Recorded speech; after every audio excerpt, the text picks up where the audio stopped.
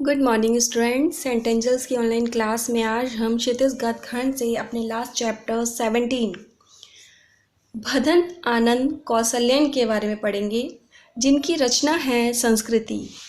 हमारे पाठ्यक्रम में जिनकी रचना है संस्कृति, भदंत आनंद कौशल्यायन के बारे में हम जानेंगे। उनका परिचय एक बार।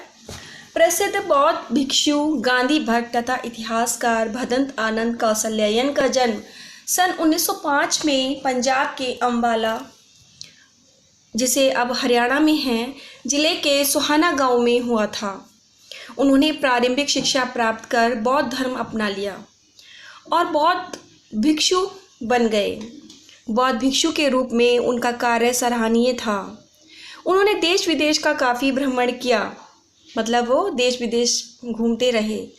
उन्होंने हिंदी भाषा और साहित्य के विकास पर अधिक ध्यान दिया। उन्होंने पाली भाषा में लिखे बौद्ध साहित्य का हिंदी में अनुवाद भी किया।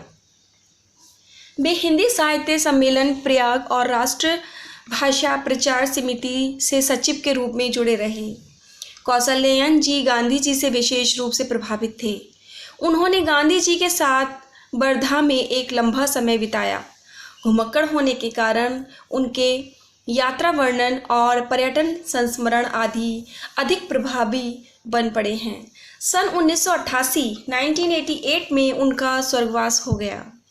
उनकी कुछ रचनाएं हैं, जैसे भदंत आनंद कौशल्यायन जी ने करीब 20 पुस्तकें लिखीं, जिनमें मुख्य रूप से संस्मरण एवं रेखाचित्र रहे हैं।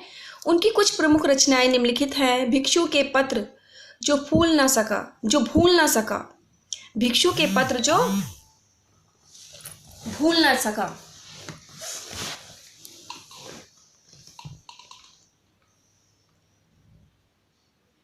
आहा ऐसी दरिद्रता, बहानेबाजी, यदि बाबा ना होते, रेल का टिकट कहाँ क्या देखा। साहित्यिक विशेषताएं हैं कुछ इस प्रकार। देखिए, कौशल्यायन जी गांधी जी के साथ लंबे अरसे तक वर्धा में रहे। गांधी जी के सिद्धांतों और जीवन शैली से वे अत्यधिक प्रभावित थे। उनके लिखे हुए गांधी जी विषयक संस्मरणों में गांधी जी के जीवन का यथार्थ रूप बड़े ही सहज ढंग उभर कर सामने आ जाता है। उनके साहित्य पर पर्यटन और संगठन के कार्यों की छाप भी देखी जाती है। भदंत आनंद कौशल्यायन के यात्रा वृत्तांत जितने सजीव बन पड़े हैं, उन्हें पढ़कर ताजगी अनुभव होती है। मतलब उनकी जो यात्रा वृत्तांत हैं, उन्होंने बड़े ही सजीवता से वर्णन किया है। ऐसा लगता है कि जैसे उन्होंने उनमें जान डाल दी हो या वो अभी ही घटित हुआ हो। उनकी प्रमुख विशेषता है मानवतावाद। वे लेखक के साथ साथ अनुवादक के रूप में प्रसिद्ध हैं। कौशल्यायन जी भाषा सरल, सहज, स्पष्ट एवं प्रभावशाली है। कहीं कहीं तत्सम, तद्भव, साथ साथ देशज और उर्दू फारसी के शब्दों का बड़ा ही सुंदर प्रयोग किया है। उनकी भाषा सरल, सहज, स्पष्ट एवं प्रभावशील होने के साथ साथ प्रभावशील भी है।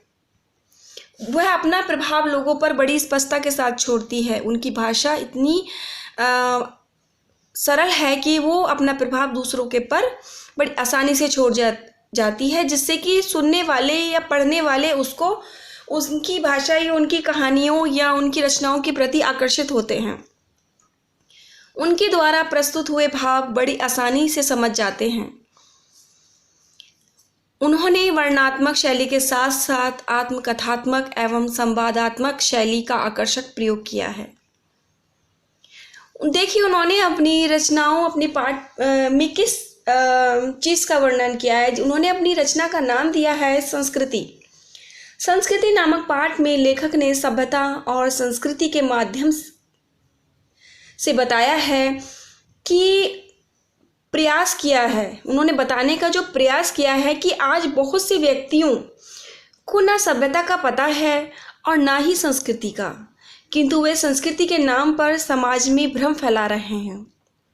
लेखक को संस्कृति का बंटवारा करने वालों पर आश्चर्य होता है, जो मनुष्य के लिए कल्याणकारी नहीं है, जो मनुष्य के लिए अच्छी नहीं है। वह न सभ्यता है और न संस्कृति। लेखक ने माना है कि मानव संस्कृति अविभाज्य वस्तु है। अविभाज्य वस्तु है। क्या? मानवीय संस्कृति।